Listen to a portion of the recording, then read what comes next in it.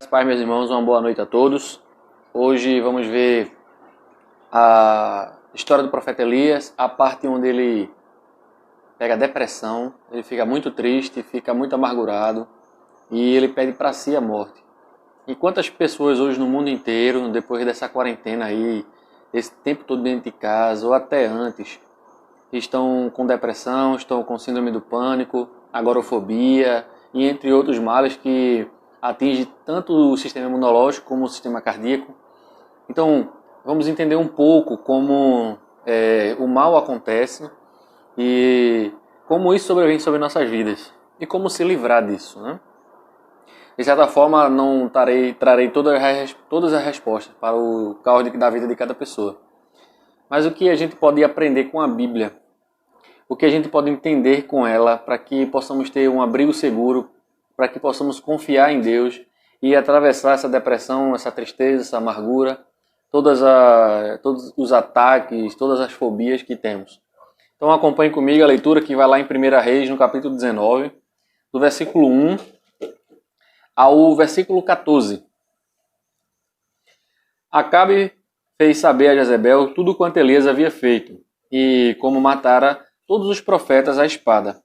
Então Jezebel mandou um mensageiro a Elias a dizer-lhe: Faça-me os deuses como lhe aprouver, se amanhã a estas horas não fizer eu a tua vida como fizeste a cada um deles.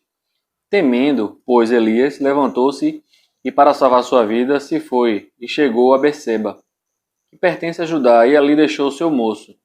Ele mesmo, porém, se foi ao deserto caminho de Judea, e veio e se assentou debaixo de um zimbro, e pediu para si a morte, e disse: Basta, toma agora, ó Senhor, a minha alma, pois não sou melhor do que meus pais. Deitou-se e dormiu debaixo do zimbro.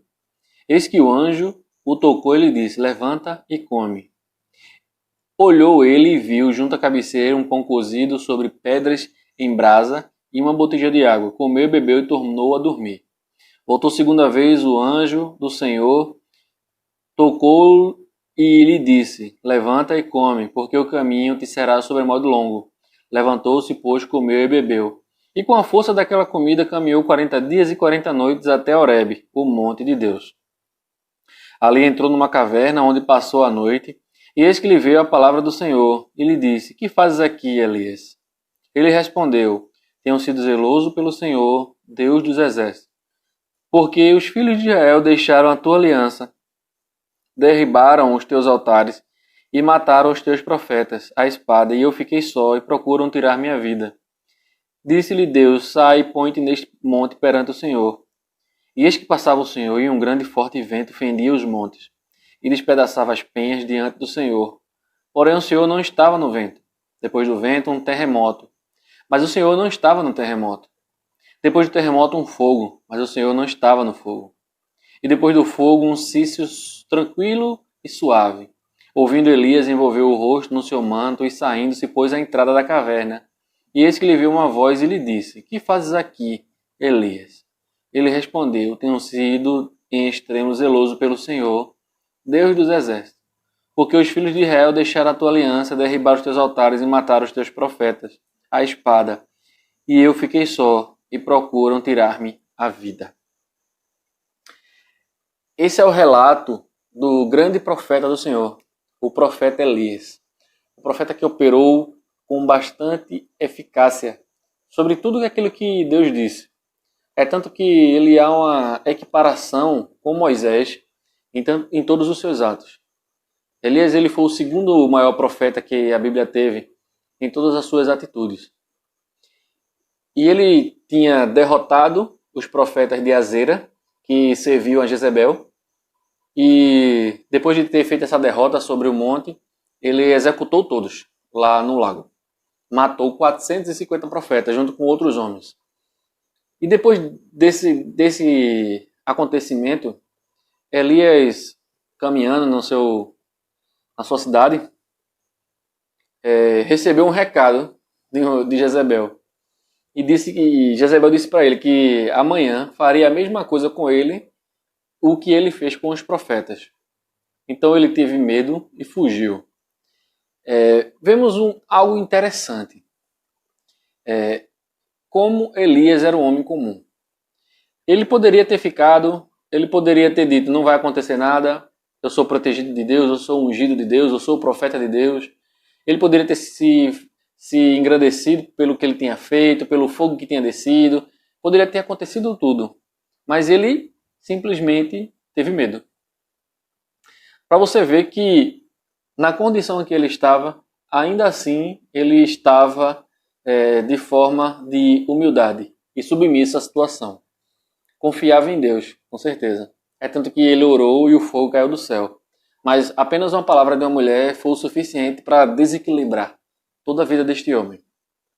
Então, nós somos pessoas normais, comuns, temos alguma formação superior, técnica, né?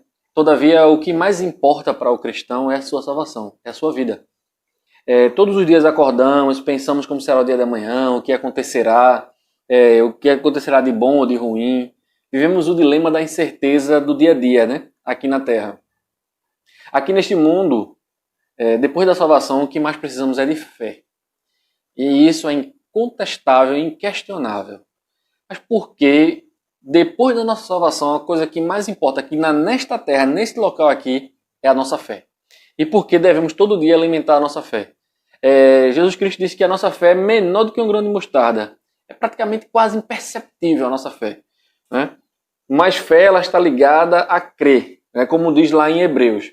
É impossível agradar a Deus, porquanto é necessário que aquele que se aproxima de Deus creia que Ele existe. Hebreus 11:6. Então, automática fé está ligada diretamente à crença e à crença em Deus. Enquanto você crê em Deus, você alimenta a sua fé. Enquanto você vive como se Ele não existisse, você acaba tendo problemas com sua própria vida, como desconfiança, incerteza, dúvidas. Você começa a achar que tudo está dando errado porque você fez escolhas erradas e acha que Deus não escolheu por você, ou que Deus não determinou nada na sua vida, ou que Deus não é soberano, ou que realmente será que Deus existe para essas coisas? Ou até você pode dizer, será que realmente Deus existe? Eu acredito na história de Jesus Cristo. Eu já vi cristão dizer isso. Pasmem. Que acredita que Jesus Cristo existiu, mas que Deus relativamente não importa se ele existiu. Veja, essa pessoa esse cristão se tornou um deísta. Deísta é aquela pessoa que acredita que Deus existe, deu corda ao mundo e deixou ele sozinho, sendo guiado por si próprio, né? E veja como isso é preocupante. Muitas pessoas hoje estão se tornando dessa forma. Crê que Jesus existe, mas duvida da certeza que ele pode fazer alguma coisa. E parece que hoje vivemos a era da incerteza. E há muitos anos isso vem acontecendo. E vemos mais crise de ansiedade, crise de depressão, crise de incerteza na vida das pessoas. Parece que as pessoas estão fazendo escolhas erradas e querem achar um culpado, mas não entendem que não foi só uma escolha errada dele, mas agora quer saber se realmente Deus está agindo na sua vida. E começa a ter dúvida, será que realmente Deus agiu na minha vida? Será que essa escolha que eu fiz foi realmente divina? Então, crer em Deus consiste somente em dizer que acredita a Ele. Não é só dizer eu acredito que Deus existe, né? Não com a boca somente, mas uma atitude favorável a Ele. A crença com a atitude favorável. Crer que Ele existe e se aproximar dEle, agradar e crer. E esses verbos remetem diretamente a Ele. E tudo indica que é importante se aproximar, agradar e crer nele. Elias ele estava muito próximo de Deus, mas muito próximo mesmo. E mesmo assim ele decidiu fugir com medo de Jezabel. Mas por que isso aconteceu com ele? Elias achou que tinha provavelmente acabado com seu ministério ou encerrado suas atividades aqui como profeta.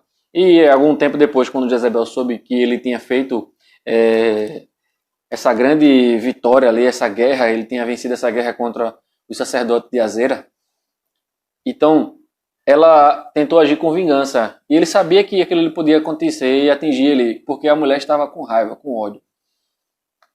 Mas Elias vai dizer algumas coisas que é preocupante.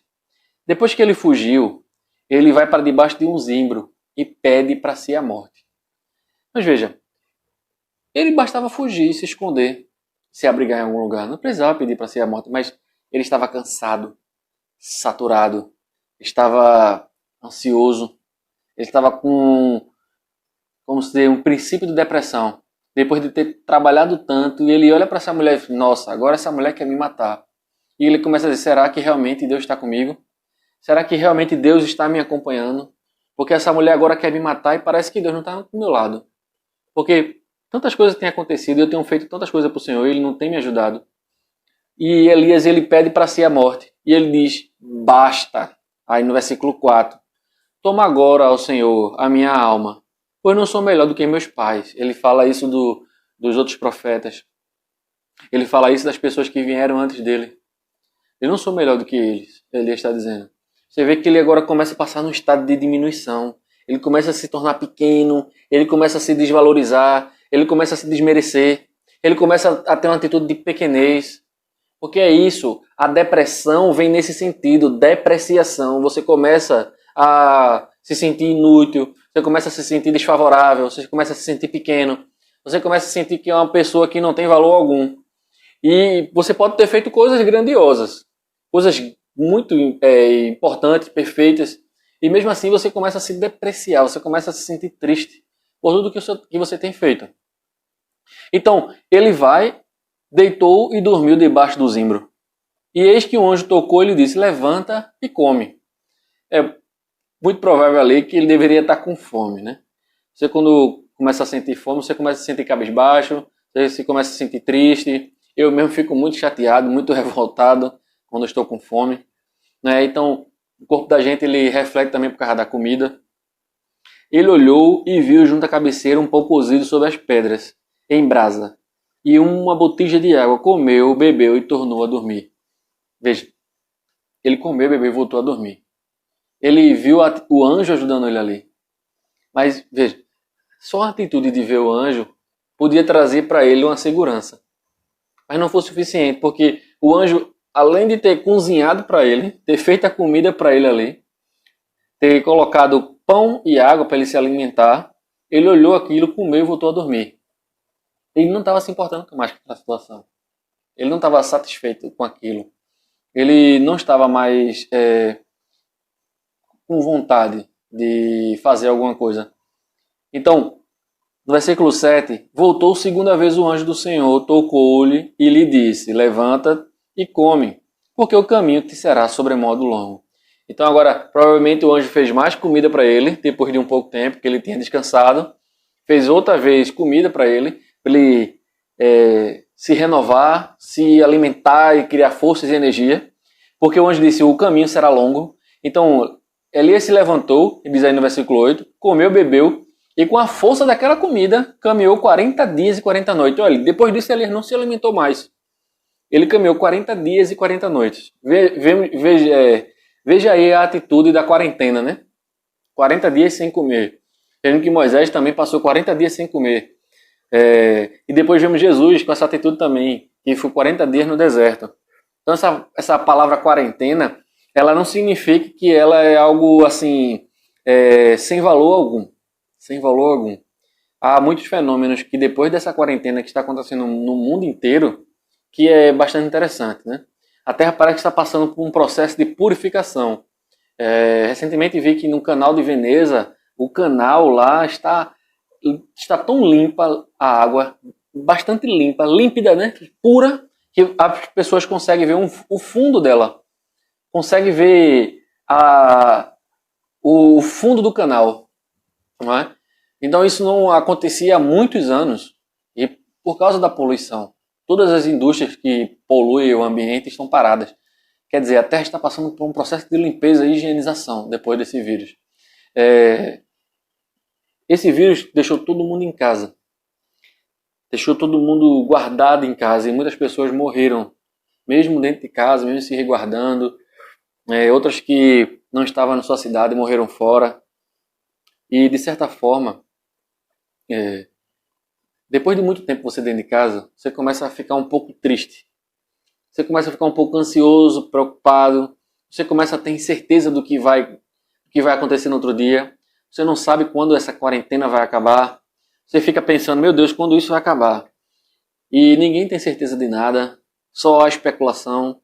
Só há coisas que não vêm a fortalecer a sua fé, mas deixar você mais preocupado.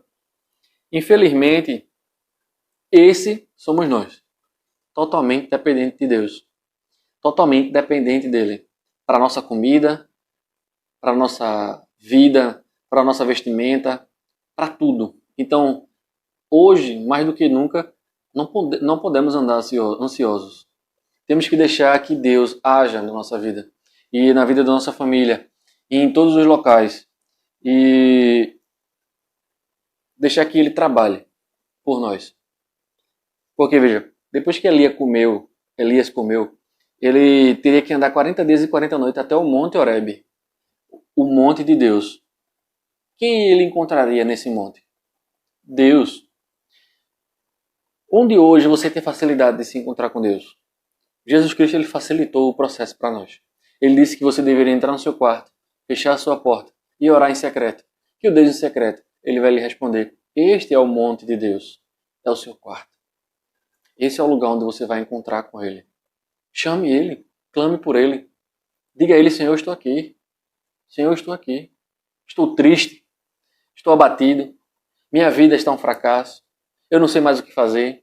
Amanhã é incerteza. Não sei sobre o meu casamento. Não sei sobre meus filhos. Não sei sobre a minha alimentação. Não sei sobre minha saúde. Não sei nada. Eu também não sei a resposta para tudo isso. Mas o Senhor sabe. E só Ele que pode dar a resposta. Então, veja o quanto é importante. Ali entrou numa caverna onde passou a noite, e eis que ele viu a palavra do Senhor. Ele disse: que fazes aqui, Elias? O anjo disse a ele que ele deveria ir para o monte de Deus. E quando ele chega lá, ele tem um encontro com Deus. Aí Deus: o que fazes aqui, Elias? Veja a indagação. Imagine se fosse você. O que fazes aqui? Quando você entrar no seu quarto e for orar em Deus em secreto, ele vai perguntar: o que fazes aqui? O que é que você vai dizer a Deus? Elias deu a resposta: tenho sido zeloso pelo Senhor, Deus dos exércitos, porque os filhos de Israel deixaram a tua aliança, derribaram os teus altares e mataram os teus profetas à espada. E eu fiquei só e procuram tirar minha vida. Olha, veja, Elias, eu tenho sido zeloso pelo Senhor, Deus dos exércitos. Então quer dizer, Elias sabia que Deus era o Deus dos exércitos. Era um Deus que poderia guerrear a sua causa. É um Deus que poderia batalhar a sua causa. Porque ele chama o Senhor Deus dos exércitos. E ele vai dizer: porque todos os filhos de Israel deixaram tua aliança, derribaram teus altares e mataram os teus profetas à espada. E eu fiquei só e procuram tirar minha vida. Ele não disse que Jezabel queria tirar sua vida. Ele disse que procuram tirar minha vida. Acho que talvez ele não teve coragem de declarar diretamente a Deus que uma mulher queria tirar sua vida. Lógico que ela não ia fazer isso diretamente. Mas ela mandaria o seu exército, sua cavalaria, pessoas do seu comando para matá-lo. E diretamente realmente é isso. Por isso que ele diz: procuram tirar minha vida. Deus é chamado de Deus dos exércitos, porque Ele é que pode guerrear nossas causas, os nossos problemas, as nossas dúvidas e incertezas. Aí Deus vai dar a resposta a ele depois que ele tem falado isso. Disse-lhes Deus: sai e põe-te neste monte perante o Senhor. Aí Elias sai e se coloca perante o Senhor no monte. E eis que passava o Senhor, e um grande e forte vento fendia os montes e despedaçava as penhas diante do Senhor. Veja que visão. Um vento forte batendo nas pedras, quebrando tudo, estraçalhando tudo, e Elias olhando aquilo ali. Imagina a cara dele, aquele olho arregalado, olhando para aquele vento forte, derrubando aquelas pedras, quebrando tudo perante o Senhor. Porém, o Senhor não estava no vento. Depois do vento, um terremoto. Imagina ali Elias parado e a terra balançando ali, e ele naquele local. Mas o Senhor não estava no terremoto. Depois do terremoto, um fogo. Mas o Senhor não estava no fogo. E depois do fogo, uma brisa tranquila e suave. Esse é o nosso Deus. Veja, ele não falou com Elias através do vento, não falou com Elias através do terremoto, não falou com Elias através do fogo. Todas as suas formas de poder. Ele falou na sua atitude mais simples, uma brisa suave. Para quem está triste, imagine um vento tempestuoso perto de você, um terremoto ou um fogaréu. Isso só traria muito mais pânico. Mas quando a palavra veio através de uma brisa suave, o quanto isso pode trazer tranquilidade para a sua vida. A esperança da nossa vida está na palavra de Deus. Todos os nossos males, todas as nossas incertezas, todas, têm que estar e tem que ser colocada diante de Deus. E dizer para Ele, Senhor, eu sou fulano de tal. Essa é a minha causa. Eu estou assim, Senhor. Estou triste, estou abatido, estou amargurado. Minha vida está sem sentido. Eu tive vontade de morrer, queria que tudo isso acabasse. Não tem mais jeito para a minha vida. E eu queria que o Senhor resolvesse isso. Se você pedir a Deus, mas a Ele, confiar nele, com certeza Ele irá lhe ajudar. Depois desse brisa suave, ouvindo, Elias envolveu o rosto no seu manto. É muito provável que ele tinha algum pano no rosto e cobriu o seu rosto. E saindo, pôs-se na entrada da caverna. E eis que lhe veio uma voz e lhe disse: que fazes aqui, Elias? Olha, Deus vai lhe perguntar a mesma coisa. Ele quer que você fale. Ele perguntou a Elias a mesma frase: que fazes aqui? Depois ele perguntou de novo: que fazes aqui? Ele quer saber qual é o seu problema. Ele quer saber qual é a sua causa. Ele quer lhe ouvir. Ele quer ouvir você. Ele quer saber o que é que você tem para dizer a ele. Porque ele quer que você acredite nele. Ele quer que você fale com ele, acreditando que ele pode resolver o seu problema. Que ele pode lhe ajudar. E Elias respondeu: tenho sido em extremo zeloso pelo Senhor, Deus dos exércitos. Porque os filhos de Israel deixaram a tua aliança, derrubaram os teus altares e mataram os teus profetas à espada. E eu fiquei só e procuram tirar minha vida. Elias falou a mesma coisa, sem tirar nem pôr as mesmas palavras. E por que você não vai fazer isso? Conte a sua história para Deus. Conte as suas incertezas para Deus. Conte as suas dificuldades para Deus. Diga a Ele. Ore a Ele. Converse com Ele. Senhor, minha situação é essa. Ele vai perguntar a você quando você estiver no seu quarto. Basta você estar com o ouvido atento. Basta você estar sensível a Ele. Ele vai mandar uma brisa suave. Ele não vai mandar um terremoto. Ele não vai mandar um vento tempestuoso ou um fogaréu. Não, porque isso talvez traga mais pânico para você. Ele vai mandar uma brisa suave para que você possa ouvir na tranquilidade. Quando seu coração estiver calmo, estiver sereno, quando você estiver em paz. Estava lendo um livro recentemente, faltam umas 10 páginas para terminar ele. Ele tem 140 páginas. Eu comecei ele ontem, estou terminando ele hoje. Confissões, de Lev Tolstói. Ele nasceu na Rússia e escreveu vários livros, entre eles um clássico chamado Guerra e Paz. Mas nesse livro Confissões ele conta a sua trajetória de vida. Bem pouquinho, em poucas palavras, mas a vontade dele de morrer era muito grande. Ele era um homem rico e a família também era uma família bastarda.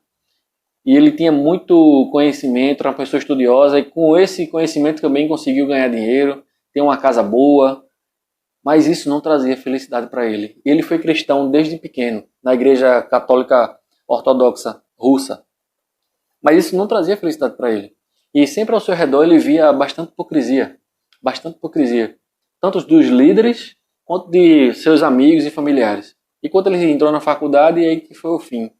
Até um dia dele estar sentado orando, e seu irmão mais velho olhar para ele e dizer: você ainda faz isso?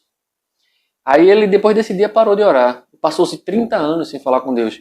E ele ficou cada vez mais preocupado, mais triste, mais abatido. E sempre buscava uma causa para a sua vida. Até um dia que ele criou uma parábola. Ele disse assim: eu estava numa floresta e vinha um leão gigante para me matar. E eu saía correndo. Aí eu via um poço. Aí eu entrava nesse poço. Quando eu entrava nesse poço, dentro do poço tinha um dragão lá embaixo de boca aberta.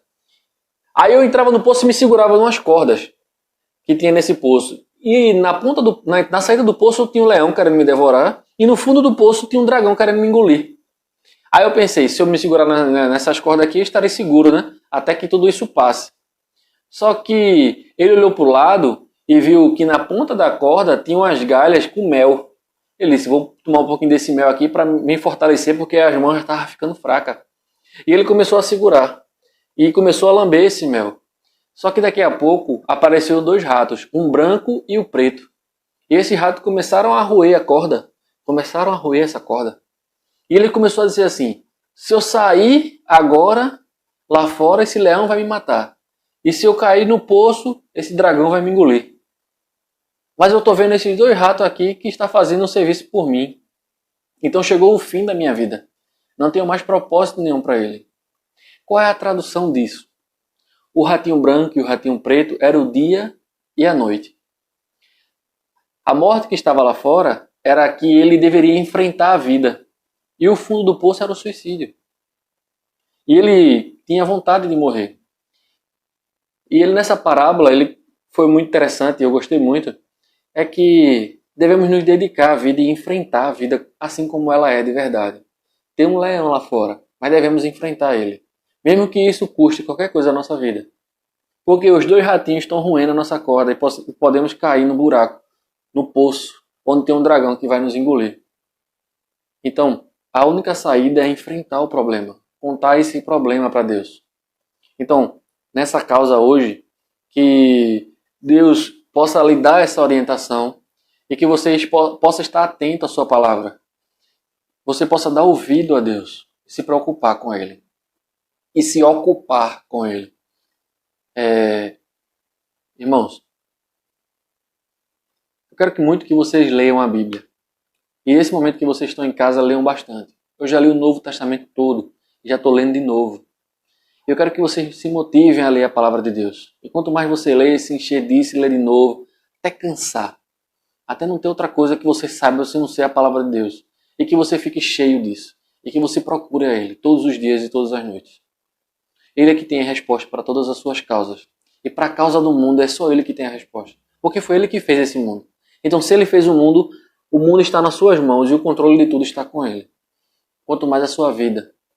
Então, tenha fé, confiança na palavra de Deus. E que Deus abençoe a todos. Fiquem na paz, tenham uma boa noite e uma boa semana.